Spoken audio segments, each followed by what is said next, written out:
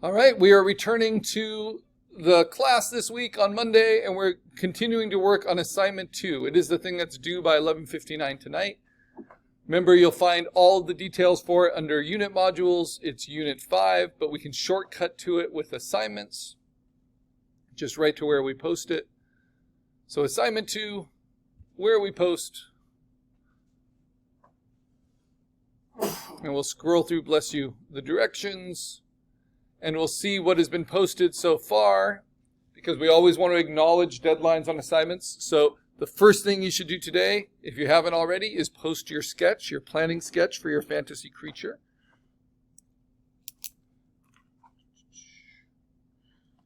And then we're going to see what progress we've made. So last class, I can go to our class YouTube in LC Arts Lab. It's a public YouTube channel. I want to navigate through playlists, and we are the afternoon class, so I can see this full playlist for assignment 2 so far.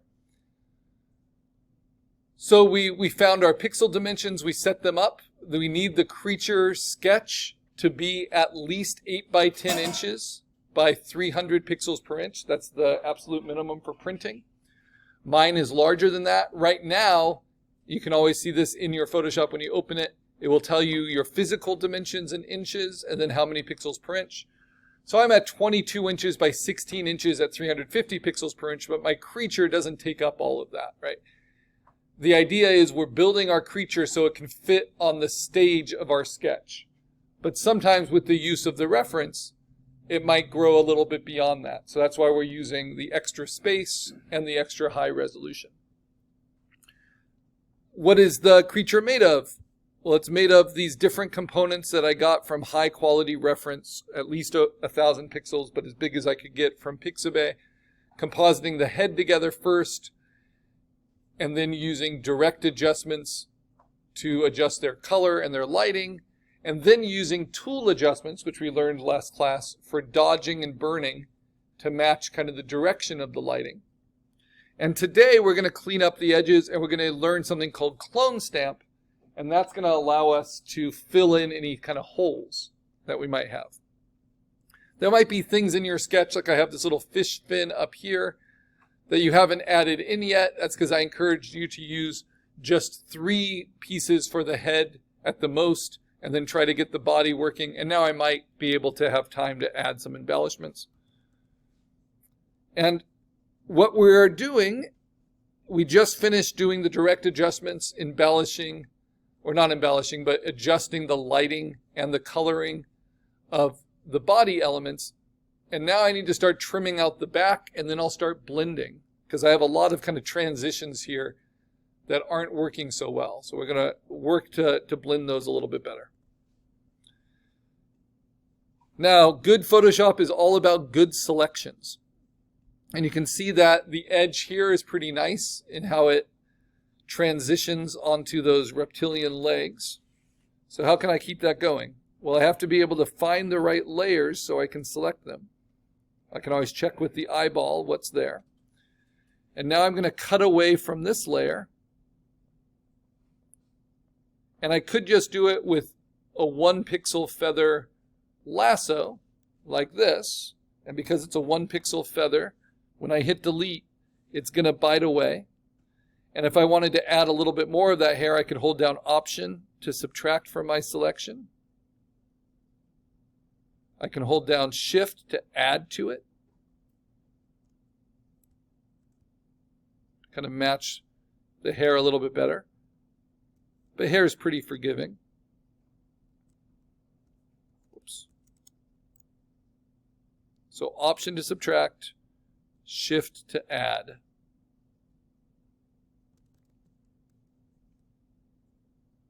Oops. Option.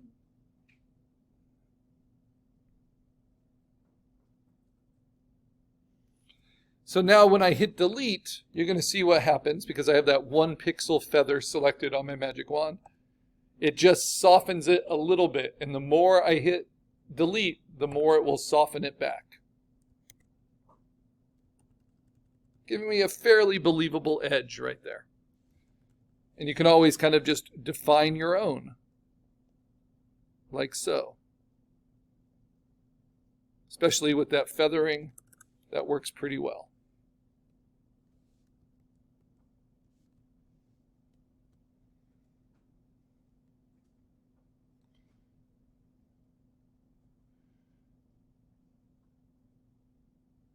Now the reason I'm not using the magic wand is because this isn't a really clean background behind to easily select out. It's a soft texture, but I could select a lot of it like that. And then I could go to the magic wand in order to use the select and mask settings. So I have them set to remember, and I have it smooth just a little bit. I'm actually going to take that down. Feather just a little bit. Shift the edge. The radius is about 3 pixels. And then that will also soften.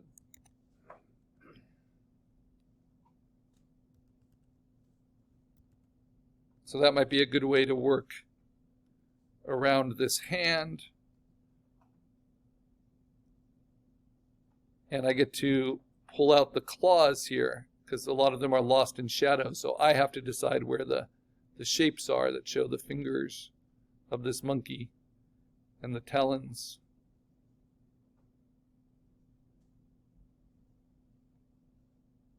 It's kind of wood-like nails that it has. And I just do it chunk by chunk.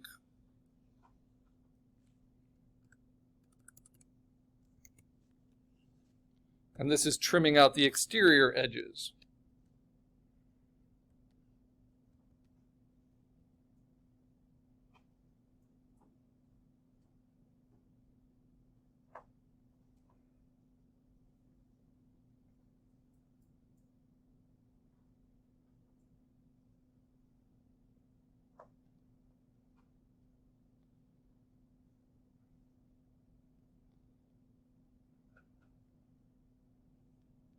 And it's fun to look at the textures of animals this closely.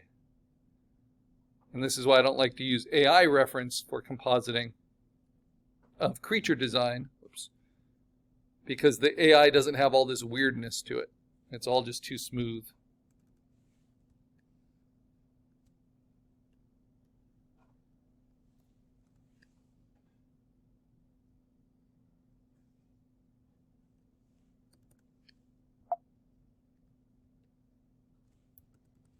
You can always use Command minus to zoom out, Command plus to zoom in. Find the underside of that finger, that claw, this very bristly hair. Back. I got very clear articulation to all these fingers. And that's a testament to how strong this reference is. Come on.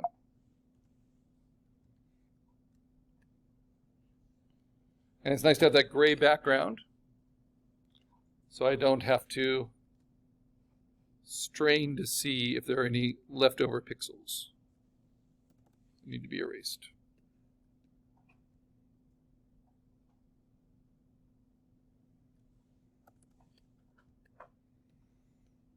Okay, now this background's a little bit easier to erase out because it's all black. So I'm going to try the magic wand. I'm going to set its tolerance pretty low to about 12. And then hold down Shift and add to it.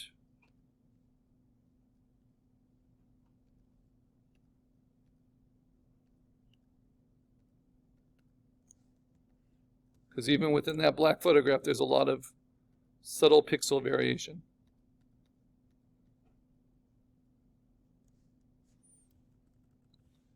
Okay, now I'm going to do select and mask. It will remember my settings to help soften it because it's fur. Say OK. And then delete. And notice some of that fur is still there at the edge, but in a low opacity. So I can delete again to kind of take it back further.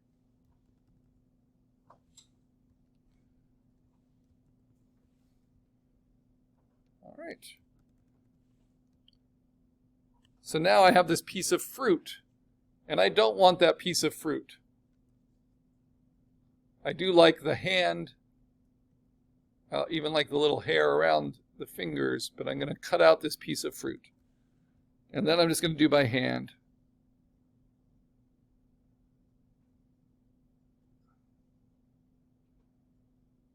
With that 1 pixel feather. And unfortunately, that color of the fruit is going to affect the coloring on the hand because of the reflected light off of it.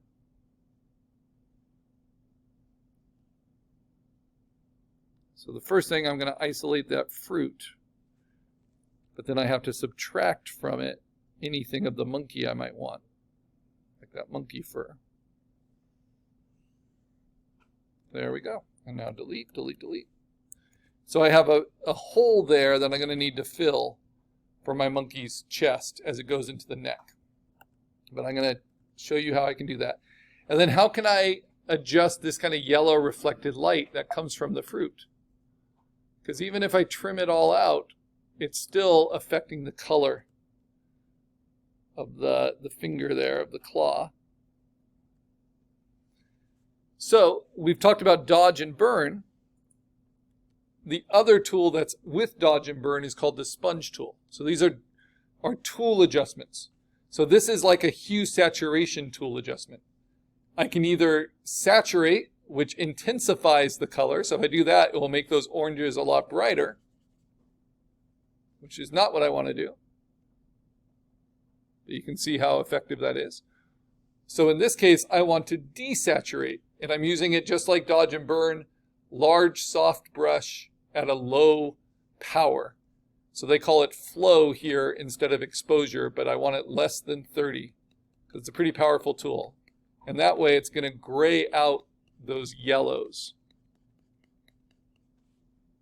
for the hand. And because I'm not actually having the hand hold anything, I might want to do this. I might want to internally composite the hand.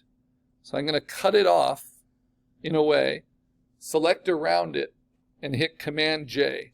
So now I have it on its own layer, right there. Then I'm going to hit Command T, and I'm going to distort it.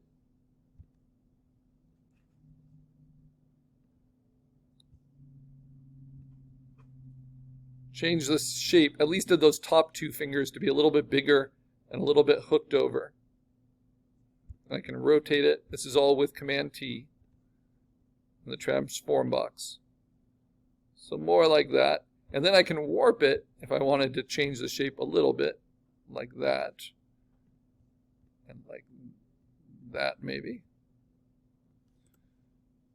All right, now you can see how I've changed those top fingers a lot. Then I can delete out the bottom fingers. But I want, let's see, maybe I just want a little bit of this. Nope, not that. So Command T,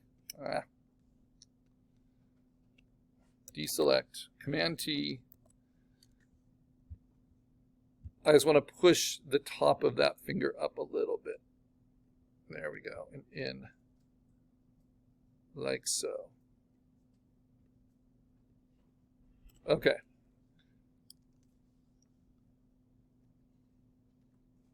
Yeah, actually, I like that. So now that hand looks better to me than it did. I need to shorten that claw. So this is called internal compositing because I am manipulating something that's already there and making a new layer of it. So I'm going to hold down Shift and just shorten that claw a little. Get rid of that debris. And now I blend them. So I'm blending it into itself. So how can I do that? I use my eraser. I use it first at 100% opacity, soft edged, fairly large, to get rid of that hard edge from my lasso. And then I can go to lower opacities, around 30%, to kind of blend between them.